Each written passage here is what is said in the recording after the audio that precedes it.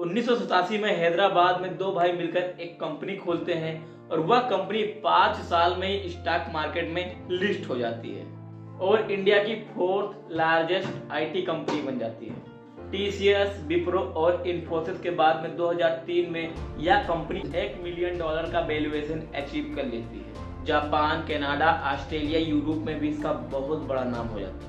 फिर एक दिन एक चिट्ठी सामने आती है और इस कंपनी के इन्वेस्टर को 14,000 करोड़ का लॉस होता है, जिसमें से एक एलआईसी भी थी जिसने 950 करोड़ का लॉस खाया था और फिर पता चला कि पूरे 7,000 करोड़ का लॉस हुआ था। जी हाँ, हम बात कर रहे हैं सत्यम स्कैम की। नमस्कार दोस्तों, मैं हूं सौरभ, बहुत बहुत स्वागत करता हूं एक और नए वीडियो में। तो इस वीडियो में बात करने वाले सत्यम स्कैम के बारे में भाई सब कुछ पर्दाफाश करेंगे। वीडियो में लाते हुए चैनल को सब्सक्राइब करना है, वीडियो को लाइक करना है। चलिए शुरू करते हैं। हम बात कर रहे हैं बी रामालिंगन राजू और उनके छोटे भाई रामालिंगन राजू के बारे में। दोनों भाई ने मिलकर एक कंपनी स्टार्ट की, सत्यम कंप्यूटर सर्विस करके 1987 में। सत्यम इन्फोसिस और टीसीएस की तरह ही एक नॉर्मल कंपनी थी जो कि आईटी सर्विसेज देती थी। फिर आता है 1991 में एलपीजी, लिबरलाइजेशन, प्राइवेटाइजेशन, ग्लोबलाइजेशन। इसके माध्यम से इंडियन बिजनेसमैन को पूरे वर्ल्ड में बिजनेस करने की परमिशन मिली। सत्यम कंप्यूटर ने और तेजी से एक्सपेंड करना शुरू कर दिया और बहुत से अपने क्लाइंट बना लिए, बहुत से अपने बिजनेस बना लिए और 1992 में यह स्टॉक मार्केट में लिस्ट हो गया। नॉर्मल लोग भी इसके शेयर लेने लगे। तो अब आगे बढ़ने से ये समझना है कि जिसके पास भी किसी कंपनी का शेयर होता है वह उस कंपनी का लीगली ओनर भी होता है। अगर आपके पास किसी भी कंपनी जैसे रिलायंस के एक शेयर भी हैं तो आप उस शेयर के 1% के भी मालिक हैं। जो लोग कंपनी को शुरू करते हैं उन्हें कंपनी के प्रमोटर्स कहते हैं, लेकिन प्रमोटर्स एक ही होता है और जो लोग खरीदते हैं वो ओनर होते हैं और ओनर जब शेयर खरीदते हैं या सेल करते हैं तो उस हिसाब से लीगली चेंज होते रहते हैं। हमारे केस में राजू ब्रदर्स कंपनी के प्रमोटर हैं। कोई कंपनी अगर स्टॉक मार्केट में आती है तो अपना 100% हिस्सा नहीं दे देती। तो चलिए आपको एक एग्जांपल के माध्यम से समझाते हैं। जैसे 100% शेयर में 8% कंपनी स्टॉक मार्केट में लिस्ट कर देती है, जिसमें नॉर्मल लोग ट्रेड करते हैं और कुछ % इन्वेस्टमेंट इंस्टीट्यूशनल इन्वेस्टर करते हैं, जिसमें वो बड़ी बड़ी कंपनियां ट्रेड करती हैं। जैसे आपने सुना एलआईसी ने भी सत्यम कंप्यूटर में पैसे इन्वेस्ट किए और वो इंस्टीट्यूशनल इन्वेस्टर में आते हैं। और कुछ 10% ऐसा भी है जिसमें फैमिली और फ्रेंड इन्वेस्ट करते हैं और जो 52% बचा वो प्रमोटर का इन्वेस्टमेंट हो गया। जब इतनी तेजी से ग्रो कर रही थी कि 2003 में उन्होंने $1 बिलियन का वैल्यूएशन भी अचीव कर लिया और वो इंडिया की 4th सबसे बड़ी लार्जेस्ट आईटी कंपनी बन गई। इनका दुनिया में बहुत बड़ा नाम हो गया। रामालिंगन राजू 7 जनवरी 2009 को अपने बोर्ड ऑफ डायरेक्टर सेबी और बीएसई को एक लेटर लिख के बताते हैं। वो और उनके भाई पिछले कई साल से नकली बैंक स्टेटमेंट और नकली बिल छाप के उनके बुक को मैनिपुलेट कर रहे थे और उनके बुक में कुछ 7,000 करोड़ रुपए दिखाए गए जो कि रियल में एग्जिस्ट नहीं करते।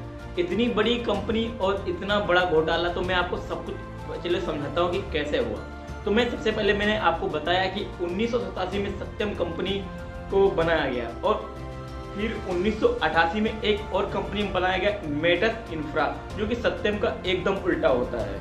तो अगले साल ही ये इस कंपनी को स्टार्ट किया गया। तो लगता है कि ये प्लान का हिस्सा था। तो क्या हुआ सुनो। मेटस इंफ्रा और मेटस प्रॉपर्टीज के नाम पे 2 कंपनियां स्टार्ट की गई, रियल एस्टेट में इन्वेस्ट कर दी थी। मेटस के साथ साथ इन्होंने 365 और सेल कंपनी खोली। सेल कंपनी बेसिकली वो कंपनी होती है जो कि ऑन पेपर एग्जिस्ट करती है, रियल में नहीं। इन कंपनी का यूज ज़्यादातर फेक ट्रांजैक्शन के लिए किया जाता है, जिससे टैक्स बचाया जा सके या मनी लॉन्ड्रिंग किया जा सके। इन कंपनी के डायरेक्टर राजू लिंगम के फ्रेंड, फैमिली मेंबर और ड्राइवर ऐसे बहुत से लोगों को डायरेक्टर बनाया गया था, क्योंकि मोटिव हमेशा इन कंपनी से फेक ट्रांजैक्शन दिखाना ही था। राजू ब्रदर्स अपने कंप्यूटर से फेक स्टेटमेंट ट्रांजैक्शन बनाया करते थे, इससे लोगों को ये दिखाया था कि कंपनी बहुत प्रॉफिट कमा रही है। एक क्वार्टर यानी 3 महीने में उन्होंने 61 करोड़ प्रॉफिट को बढ़ा के 649 करोड़ कर दिया। इस तरह से उन्होंने प्रॉफिट मैनिपुलेट किए। राजू ब्रदर्स बहुत ही अच्छे से शेयर प्लेज कर रहे थे।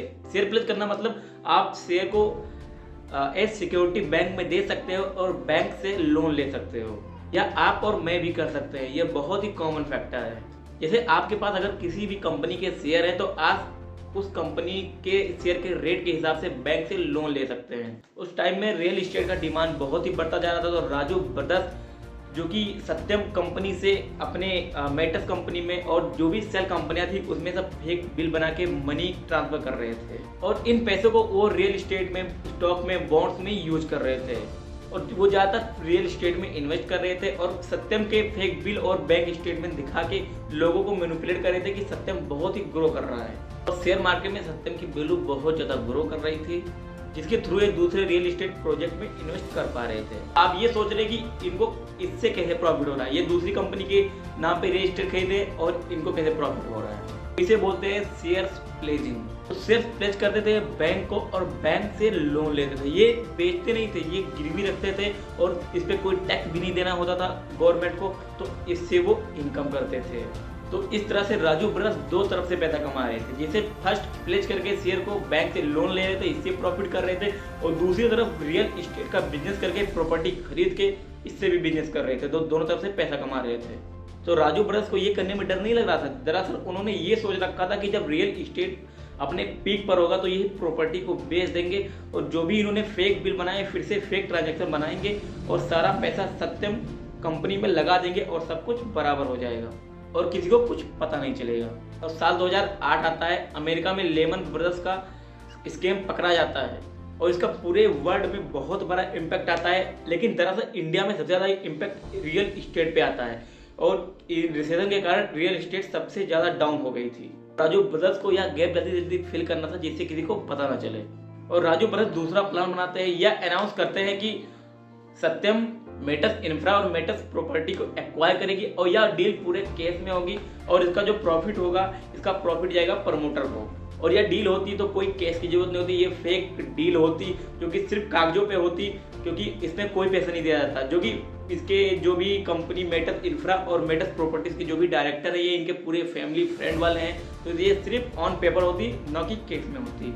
और जो गैप है ये गैप फिल हो जाता है क्योंकि इन्वेस्टर ये समझ रहे थे कि यहाँ कुछ गड़बड़ है, वो इनको सपोर्ट नहीं कर रहे थे इस डील के बारे में, इनको प्रेशराइज किया गया और ये डील कैंसिल हो गया। ये न्यूज बाहर आते ही सत्यम के स्टॉक पूरी तरह क्रेश हो गए। जब उनका यह प्लान फेल हो जाता है तो उन्होंने वो एक लेटर लिखते हैं अपने बोर्ड ऑफ डायरेक्टर को, सेबी को और स्टॉक एक्सचेंज को और उनको यह लिखकर बताते हैं।